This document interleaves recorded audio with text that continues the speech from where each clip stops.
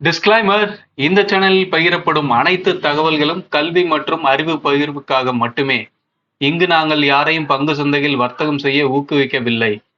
இங்கு பகிரப்படும் அனைத்து தகவல்களும் எங்களின் தனிப்பட்ட கருத்து. மிக முக்கியமாக, நான் செபியில் பதிவு செய்யப்பட்ட ஆலோசகர் அல்ல. Hi, hello, welcome back to our channel options master guide. இது பார்த்தீங்கன்னா நிஃப்டிக்கு நம்ம வெள்ளிக்கிழமை மார்க்கெட் தொடங்குறதுக்கு முன்னாடி காலையில் கொடுத்துருந்த லெவல்ஸ் இந்த 4 கிரீன் கலர் லைன்ஸ். இந்த லெவல்ஸை தாண்டி நாம என்ன சொல்லியிருந்தோம் அப்படின்னா, மார்க்கெட் 24,400 இந்த ஸ்ட்ரைக்குக்கு மேலேயும் ப்ரீமியம் சப்போர்ட்டும் கிடைக்கிற பட்சத்தில் ஒரு நல்ல அப்சைட் மூவ்மெண்ட் இருக்கும் அப்படின்றத சொல்லியிருந்தோம். அதே மாதிரி டவுன் சைடில் பார்த்தீங்க அப்படின்னா 24,200 அந்த ஸ்ட்ரைக்கு கீழே இருக்கும்போது ஒரு ப்ரீமியம் சப்போர்ட்டும் கிடைச்சது அப்படின்னா டவுன் சைடில் நல்ல மூவ்மெண்ட் இருக்கும் அப்படின்றத சொல்லியிருந்தோம். மார்க்கெட் பாருங்க, அன்னைக்கு ஓப்பன் பிரைஸ் 311 ஓப்பன் பிரைஸ்.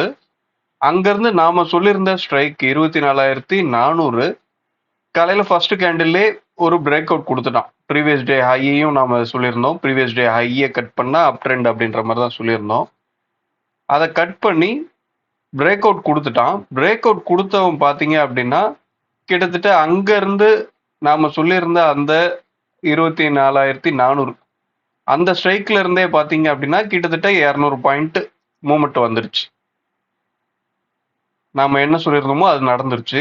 அதே நேரத்துல பாத்தீங்க அப்படின்னா மார்க்கெட் இங்க 24,589 இந்த ரேஞ்சில் ரிஜெக்ட் ஆயிட்டு டே ஹை உங்களுக்கு அங்கதான் கிடைச்சிருக்கு.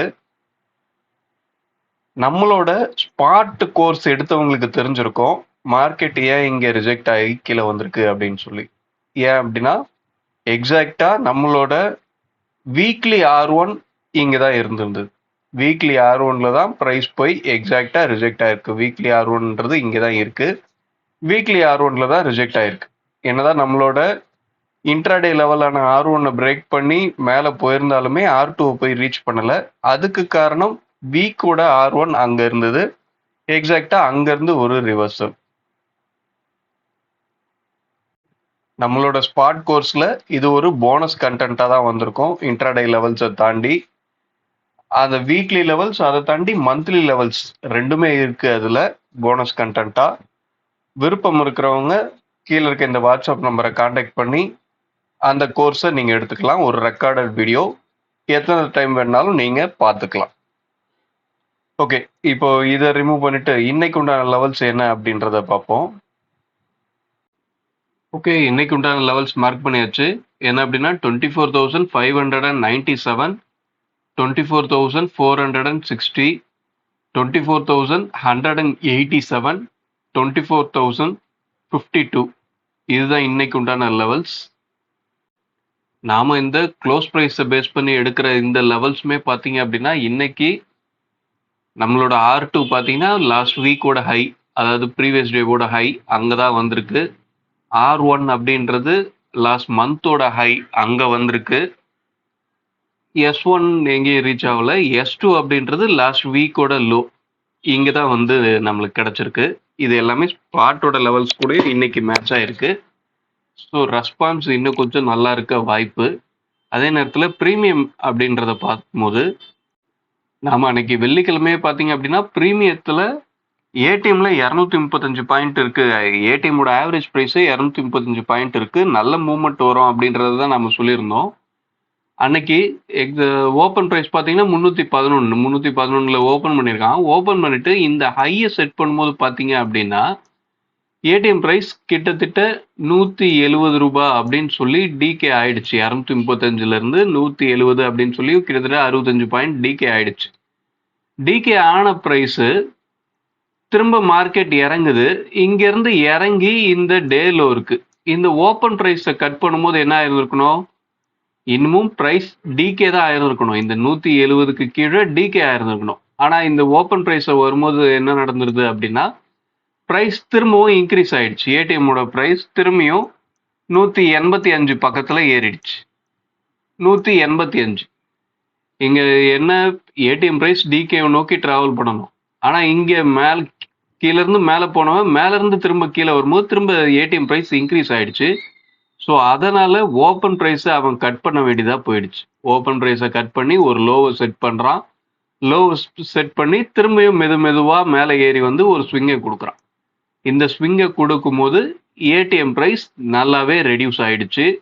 மார்க்கெட்டில் இப்படி தான் நடக்கும். ஏடிஎம் ப்ரைஸ் அதிகமாக இருந்தது அப்படின்னா ஒரே ட்ரெண்டாக கொடுத்தும் மேலே போக போக போக ப்ரீமியத்தை கரைக்கலாம். ஸ்விங்கு கொடுத்தும் ஒவ்வொரு ஸ்விங்லையும் ஏடிஎம் ப்ரைஸை கரைக்கலாம். மொத்தத்தில் மார்க்கெட் ஆப்ஷன்ஸ் மார்க்கெட் இருக்கிறது டைம் வேல்யூவை நில் பண்ணுறதுக்கு மட்டும்தான் ஆப்ஷன்ஸ் மார்க்கெட் ரன் ஆகுது. இதை தான் தெளிவாக புரிஞ்சுக்கணும். நாம ஆப்ஷன்ஸ் ஒரு செல்லர் வின் பண்ணுறான் அப்படின்னா அவன் டைம் வேல்யூவை ஜீரோ பண்ணுறதுக்கு தான் இந்த மார்க்கெட் இருக்கு அப்படின்றது தெளிவாக தெரிஞ்சுக்கிட்டு தான் அவன் செல்லராக இருக்கான். ஒரு பையராக நீங்கள் இருக்கிறீங்க அப்படின்னா மார்க்கெட்டில் டிகே எப்போ ஆகுது, அப்ரிசியேஷன் எப்போ ஆகுது, இதை தெரிஞ்சு அந்த மாதிரியான சூழலில் நீங்கள் என்ட்ரி எடுத்து பழகணும். அப்படி இருக்கும்போது உங்களோட சக்ஸஸ் ரேஷியோ இன்னமும் அதிகமாக இருக்கும். ஓகே, இப்போ இன்னைக்கு பார்த்தீங்கன்னா ஏடிஎம்ல 170 பாயிண்ட் வச்சிருக்கான். இந்த 170 பாயிண்ட் தான் நிஃப்டி வீக்லி எக்ஸ்பைரியை பொறுத்த வரையும் வெள்ளிக்கிழமையில ஏடிஎம் பிரைஸ்ல இருக்க வேண்டிய பிரைஸ். இதுதான் வெள்ளிக்கிழமையோட ஆவரேஜ் பிரைஸ் 170 ரூபாய் நிஃப்டிக்கு. ஆனா இன்னைக்கு திங்கக்கிழமை, இன்னைக்கே அந்த 170 ரூபா வச்சிருக்கான். ஸோ இன்னும் டிகே தேவையான அளவு நடக்கல. அதனால மூமெண்ட் கொடுத்தும் டிகே ஆகலாம். ஒரே ட்ரெண்டா மூவ்மெண்ட் கொடுத்தும் டிகே ஆகலாம், இல்லை இந்த மாதிரி வலாட்டிலிட்டி பண்ணியும் டிகே ஆகலாம்.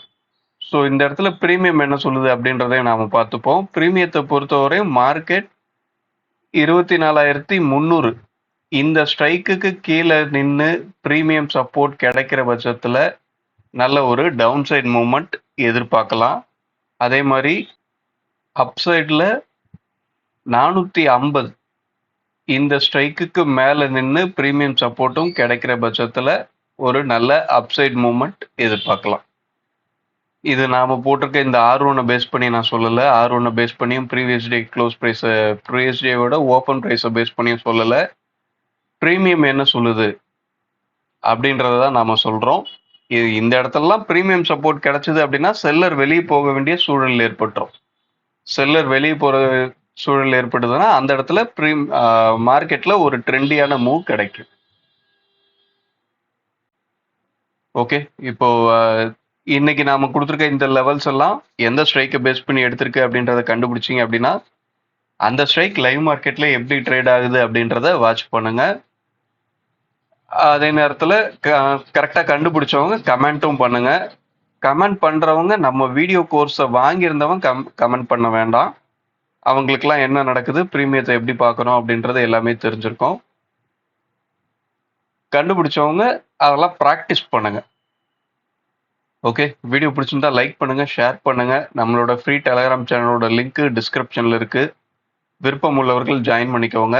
கோர்ஸ் டீட்டெயில் வேணுன்றவங்களும் இந்த வாட்ஸ்அப் நம்பர்ல நம்மளை காண்டாக்ட் பண்ணலாம். தேங்க்யூ. அடுத்த வீடியோவில் சந்திப்போம். பை.